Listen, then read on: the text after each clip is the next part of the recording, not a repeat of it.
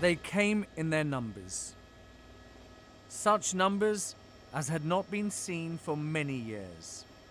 This mass stretched the length of the embankment and wound its way slowly through the streets of London.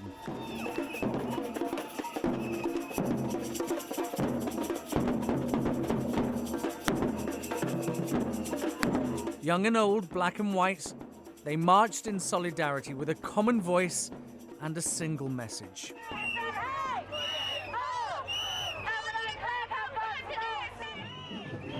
They came from all corners of the nation.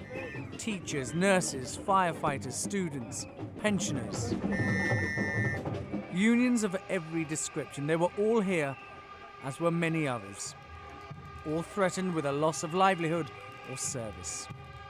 They walked for up to 5 hours in peaceful but loud protest. The government says the cuts are necessary. The opposition accepts some are, but these are too deep and too fast. The Tories said, I shouldn't come and speak to you today, but friends, I am proud to stand with you. I am proud to stand with you because we know there is an alternative. Union leaders who organised this march will point to the numbers as proof of the strength of feeling that runs across communities nationwide.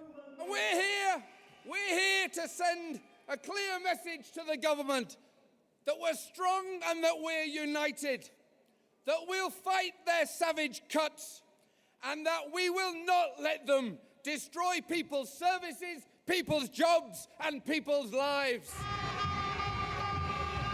The police had warned of the potential of violence, but as trouble flared around them, these families were not even aware. Uniformed officers were conspicuous by their absence.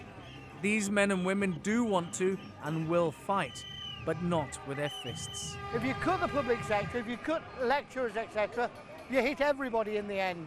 And so it's time to raise a voice and say no. We all appreciate that cuts did have to happen because the country's in a bad way.